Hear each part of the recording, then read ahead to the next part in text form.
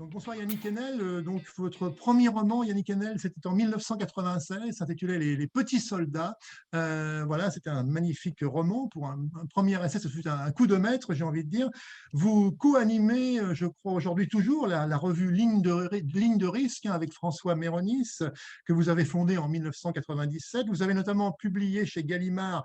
Je ne vais pas citer tous vos livres, parce que ça nous prendrait un certain temps, mais notamment Cercle, qui a eu le prix Décembre en 2007 et le prix Roger Nimier. Et ce tout dernier livre, donc, un livre consacré au procès, janvier 2015, un livre chez Charlie Hebdo, la collection Les Échappés, les éditions Les Échappés. Vous avez en effet, Yannick Enel, vous étiez présent au procès, hein, de l'attentat de Charlie Hebdo depuis donc le 2 septembre 2015, 2020, pardon, date d'ouverture du procès qui a duré pendant 2 mois et demi. Vous avez tenu tous les jours, vous étiez présent au procès de cet attentat. Donc, pour commencer, donc janvier 2015, le procès. Et merci encore, Yannick Enel, d'être parmi nous ce soir.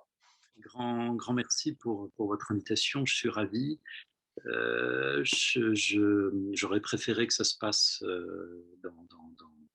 à la médiathèque carrément, mais écoutez, c'est pas si mal. Je crois que j'ai été obligé de mettre à l'épreuve, au fond, ce que j'appelle la littérature, enfin ce qu'on appelle tous la littérature, et d'essayer de voir si elle pouvait faire quelque chose pour les morts. Voilà, pour les morts, mais dans la direction de la justice, dans la direction de la justesse aussi, et dans une forme d'endurance, parce que j'aime bien me dire que la littérature est capable de tout, mais encore faut-il y aller, encore faut-il s'en donner les moyens. Et je me dis que qu'il est bon enfin c'est un choix que je fais comme ça, de passer d'un genre à un autre, de peut-être ne jamais s'accommoder d'un genre et d'aucun confort. Et là, je dois dire que du confort, je n'en avais aucun parce que ça a été effectivement, comme vous le dites, très très dur. J'ai écrit une chronique pour Charlie Hebdo, donc un journal dans lequel je tiens une petite chronique hebdomadaire. Je ne fais pas vraiment partie de la rédaction de Charlie Hebdo, mais je suis un chroniqueur extérieur et j'ai beaucoup d'affection pour les membres de ce journal. Et donc, quand Rhys, le directeur, m'a demandé d'être le chroniqueur, en quelque sorte le narrateur quotidien pour le site de Charlie Hebdo, de ce procès, j'ai accepté parce que je me suis dit que c'était un défi, en fait. Et j'ai pensé que peut-être quelqu'un d'extérieur au monde des tribunaux, quelqu'un d'extérieur au journalisme même, pouvait peut-être inventer quelque chose, une forme quotidienne. Alors voilà, effectivement, le seul jour où j'ai flanché, c'est quelques jours après la mort de Samuel Paty, parce que je crois que en flanchant, en n'y allant pas, je crois que je disais tout au fond. Je disais un peu ce que nous ressentions, c'est-à-dire dévastation au fond. Parce que pendant ce procès des attentats, d'autres attentats avaient lieu, Oui. et effectivement, on rencontrait très concrètement la limite du langage. Oui, vous écrivez, ça devait arriver hier matin, après 37 jours d'audience et 37 chroniques écrites chaque nuit de 4h30 à 7h du matin. Je n'ai pas trouvé la force d'aller au procès. L'épuisement, l'horreur de la décapitation de Samuel Paty qui persiste, le discernement qui faiblit, la saturation des ténèbres qui essaient de vaincre notre esprit et cette épaisseur qui nous enveloppe quand il y a trop de crimes et plus assez de lumière. Tout cela s'est jeté soudain sur moi. Ok. Ben, oui, je crois qu'il y a des moments où il faut savoir se taire, quoi. Oui. Je crois qu'il y a des moments où il ne faut pas en rajouter.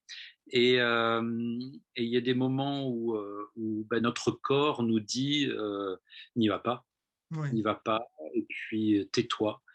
À la place de ce jour d'audience, qui a eu lieu quand même, j'ai écrit un texte en l'honneur de Samuel Paty, qui est apparu dans Charlie Hebdo d'ailleurs le lendemain. Disons que j'ai changé mon point de vue pendant une journée. Au lieu d'être braqué sur ce procès, j'ai essayé de m'ouvrir à quelque chose d'autre. J'ai été professeur dans des collèges et des lycées de banlieue parisienne pendant 17 ans. Et donc, je voyais trop bien, malheureusement, le quotidien de Samuel Paty, ses enthousiasmes, sa tentation civique, vous voyez, d'aller loin pour ouvrir le plus possible les élèves, même à des choses très délicates. Et je voyais très bien aussi le piège dans lequel on se retrouve à un moment. Voilà, parce que notre société est déchirée, la société française est complètement déchirée sur les questions, notamment de laïcité, mais ce n'est pas la seule. Et quand on est professeur, je crois que c'est devenu de plus en plus dur. Enfin, moi, je sais que je ne tiendrai plus. Enfin, j'ai fait ça pendant 17 ans, c'était une passion, mais j'ai la chance de pouvoir faire autre chose. Et voilà, Samuel Paty, je lui ai dédié le livre d'ailleurs. Oui, Yannick Hanel, c'est intéressant parce que là, je me suis replongé, je vous suis depuis très longtemps, comme vous le savez, mais je me suis un peu replongé un peu pas tous vos livres, mais dans un certain nombre de livres. Et c'est toujours intéressant de se reposer sur un auteur, de reprendre ses livres, ses œuvres, parce qu'on y découvre des passerelles, des échos, et notamment, je cherche l'Italie, que j'avais énormément aimé à sa sortie. Vous écrivez, page 40 de ce livre, la vie, la vraie vie échappe aux proportions que nous prescrit la société. Elle ne se mesure pas, elle n'a pas d'identité. C'est pourquoi on la rencontre par hasard, en des occasions furtives où s'agrandit la pensée. C'est vrai que là, on retrouve chez vous comment dire, cette soif que vous avez aussi ce désir, hein, ce désir parfois où l'art se mêle, la peinture se mêle au cinéma, se mêle aussi à l'érotisme, se mêle aussi aux femmes que vous aimez. Enfin, il y a tout cela dans vos livres. C'est toujours difficile d'en faire une synthèse, mais j'aimerais pouvoir communiquer au lecteur, moi, le plaisir que j'ai à vous lire voilà, en abordant tous ces sujets que vous abordez très finement. Voilà. Est-ce que donc, c'est pas pour ça que vous écrivez finalement, pour rechercher, pour être en quête finalement de ces moments un peu exceptionnels où vous vous enivrez, j'ai envie de dire, un peu comme le disait Baudelaire, on peut s'enivrer de vin, de poésie ou de vertu, mais voilà, enfin, je vous livre comme ça des pistes, Yannick Enel. Vous le dites très bien, je pense que vous transmettez cette ferveur que j'essaye de capter. En fait, c'est vrai que je me mets dans des états parfois volontaires, dans des expériences qui consistent à accueillir quelque chose de plus grand que moi, en fait. C'est, comme vous l'avez remarqué, j'écris pas vraiment d'autobiographie, mais j'utilise des choses que j'ai eu la chance de vivre. Enfin, j'ai une vie un peu bizarre. Enfin, je me suis retrouvé effectivement très jeune dans un pensionnat militaire. Moi qui suis peut-être tout le contraire, enfin qui ai une âme plutôt de déserteur, disons. J'ai vécu en Afrique, j'ai vécu en Italie auprès des plus beaux tableaux. Et donc, effectivement, en utilisant à la fois tout ce passé et cette soif d'avenir que j'ai, je crée des situations pour des livres, des situations parfois que je vais vivre spécialement pour les écrire et les transmettre. Et c'est vrai que dans la peinture, j'ai trouvé depuis plusieurs années, et j'ai accumulé comme ça enfin, j'ai fait se succéder plusieurs livres sur la peinture et je suis en train d'essayer de finir un livre sur Francis Bacon en ce moment, un petit livre. Euh, j'ai trouvé un point de solitude, mais d'une belle solitude qui ne relève pas de l'abandon, mais de l'acuité où le monde entier nous arrive. Un point de frottement au fond, où d'un coup quelque chose de ce désir que je cherche, et c'est pas vraiment pour réaliser ce désir, c'est pas la jouissance que je Non, cherche, non. c'est à maintenir ce désir vif, enfin vous voyez, à ce que ça ne se consume pas, à ce que l'instant reste de la foudre au fond et produit des lueurs. Et il se trouve que j'ai conscience en vous écoutant aussi que ce que je cherche, c'est peut-être des couleurs au fond, de donner des couleurs à l'existence. Moi j'aime le quotidien, hein, mais c'est vrai que le langage a ceci de particulier, comme dans la palette d'un peintre, qu'il peut nous transmettre directement des sensations colorées, je dirais. Alors effectivement, la peinture et le Caravane en particulier, c'est un trésor pour moi parce que il m'est arrivé à plusieurs moments de ma vie d'avoir une aventure au fond avec ces tableaux.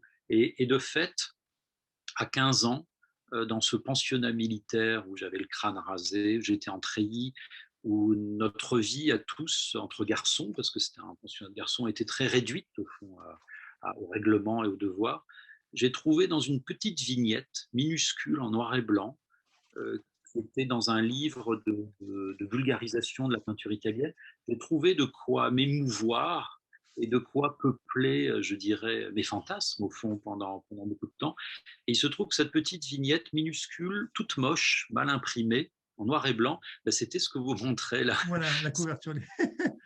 Le détail d'un tableau du Caravage. J'ignorais tout à fait que c'était la Judith du Caravage. Je ne savais pas ce qu'elle faisait avec ses bras, vous voyez, parce qu'elle était coupée. Je ne voyais que sa très belle poitrine, sa gorge, ses boucles, ses sourcils froncés qui me faisaient comprendre qu'elle produisait un effort, ses paupières légèrement lourdes et quelque chose d'ouvert et d'humide dans sa bouche qui était propre à émouvoir un garçon de 15 ans pour la vie, au fond.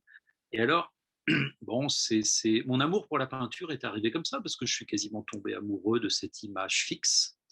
Et, et je raconte dans ce livre que j'ai retrouvé, vraiment par hasard, et tout ça est absolument vrai, comme on dit, euh, 15 ans plus tard, à 30 ans, quand j'étais prof, pendant les vacances de Pâques, vous savez, comme font presque tous les Français aux vacances, ils vont en Italie, Oui, voir.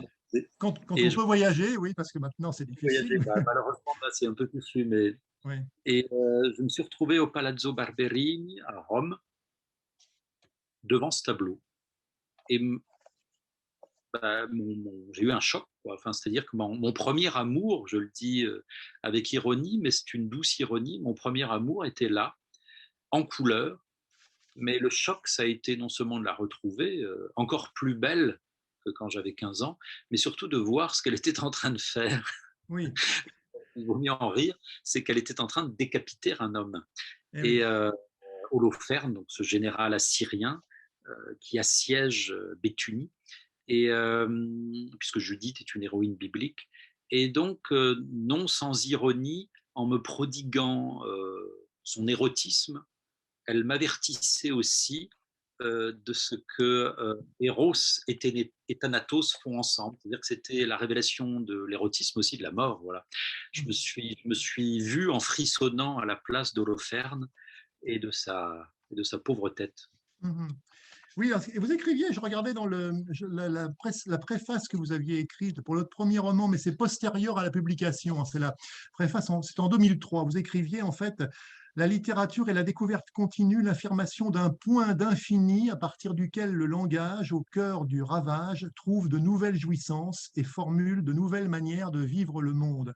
Et un peu plus loin, un livre devine la catastrophe, il en propose une perception extrême et en même temps raconte comment il est possible de se dégager du cauchemar nihiliste. Il invente par ses phrases un art de mémoire, un arc-en-ciel de nuances, une insurrection de détails où se joue la forme libre d'une jouissance. C'était suite à la citation de Kafka qui écrivait détecter les puissances diaboliques de l'avenir qui frappent à la porte. Vous êtes toujours d'accord avec, vous pourriez réécrire le même texte aujourd'hui, on est en 2003 là.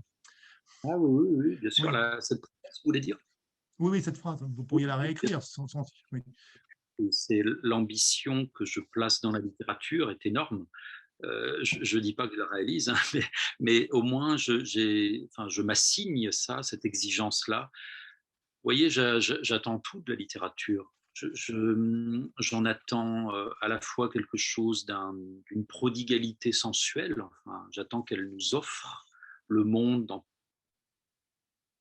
toute sa vibration, mais aussi quelque chose de métaphysique, parce que ce que je cherche également dans la peinture, ce que je cherche bah, peut-être comme tout le monde, chez les êtres, dans l'amour, dans l'amitié, dans la politique aussi, c'est quelque chose qui à la fois relève d'un secret et quelque chose qui relève de l'éthique, c'est-à-dire de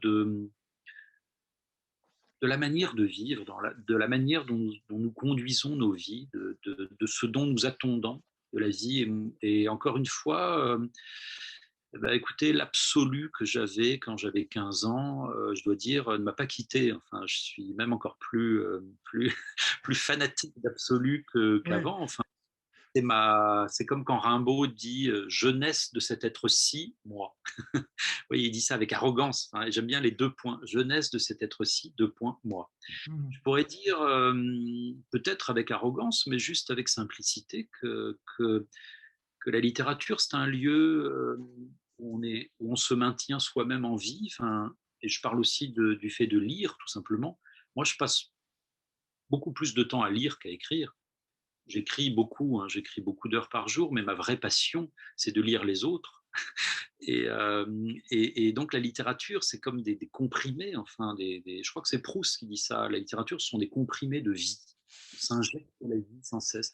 Moi, c'est le meilleur moyen que j'ai, bon, avec les baisers, embrasser, évidemment, ce qui est le plus beau dans la vie, mais bon, voilà, quand je ne peux pas embrasser, je lis. Voilà. Oui, oui, ben, vous pourriez reprendre à votre compte la phrase de Julien Gracq, enfin le titre, en lisant, en écrivant. Je pense qu'en effet, Voilà. c'est tout à fait, Et, oui, ouais, oui. sans virgule en plus, il ne met pas de Et, virgule, et ça qui est beau, c'est et la même oui, chose. c'est justement là. Alors, je le disais en commençant cet entretien, j'ai vraiment adoré. Il a eu le prix Médicis et il le mérite amplement. Hein. Tiens, ferme ta couronne, parce que là, finalement, oui, on n'a pas parlé, on va peut-être en parler du cinéma aussi. J'ai le sentiment, à Yannick Enel, qu'il il incarne dans votre œuvre une place, il a une place assez considérable. Et dans ce livre, Tiens, ferme ta couronne, c'est en fait un personnage qui cherche, qui vient d'écrire, enfin, qui a un scénario très abondant sur Melville, donc l'auteur entre autres de Moby Dick, et qui cherche un réalisateur pour l'adapter au cinéma.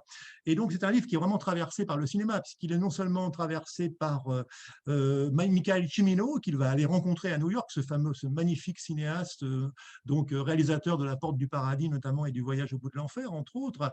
Il va aller le rencontrer à New York. On ne va pas raconter le livre, bien sûr, mais et il y a aussi Apocalypse Now, qui est ce très grand film de Francis Ford Coppola, qui traverse le roman.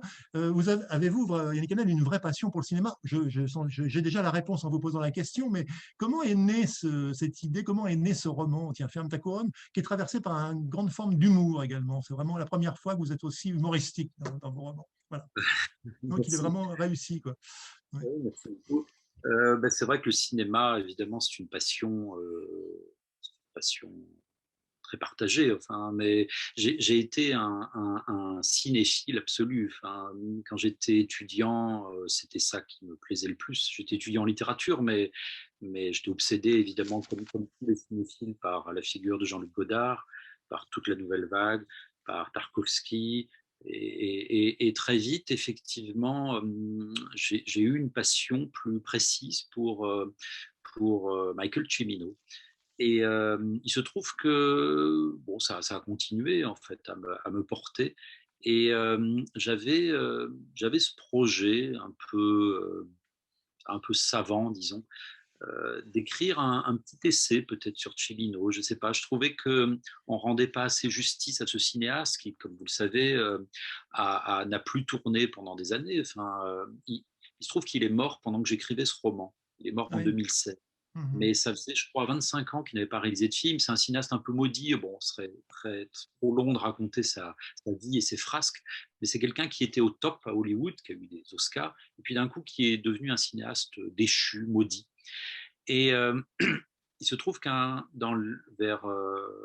vers 2000, je ne sais plus combien, 2013, 14, peu importe, après avoir écrit pas mal d'essais et des récits qui essayaient d'intégrer de l'essai, enfin, j'essayais de faire des expérimentations, j'ai eu une nouvelle flamme pour le romanesque.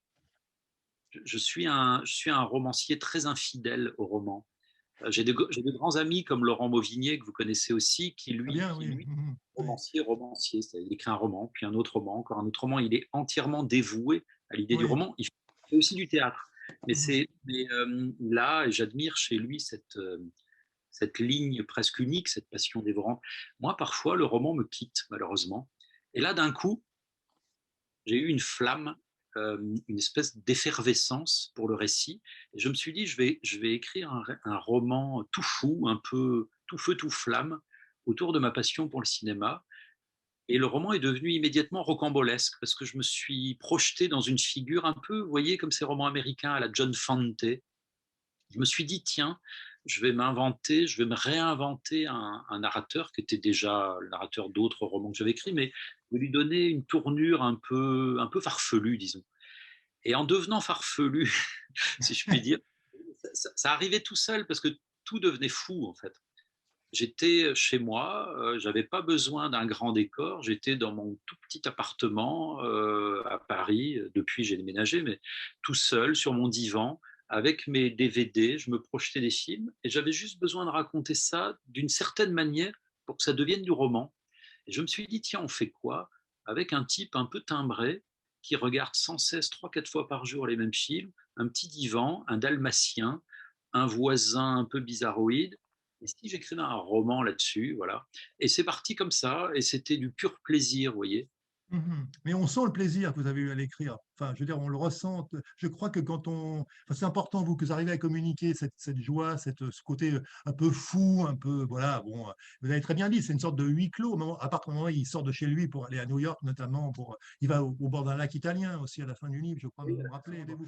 Yannick Enel, je tiens vraiment à vous remercier pour votre participation ce soir à ce rendez-vous. Voilà, vraiment, cette discussion était, je pense, très intéressante. J'ai vraiment beaucoup apprécié cet échange, donc j'espère que vous aurez pris plaisir à ce moment.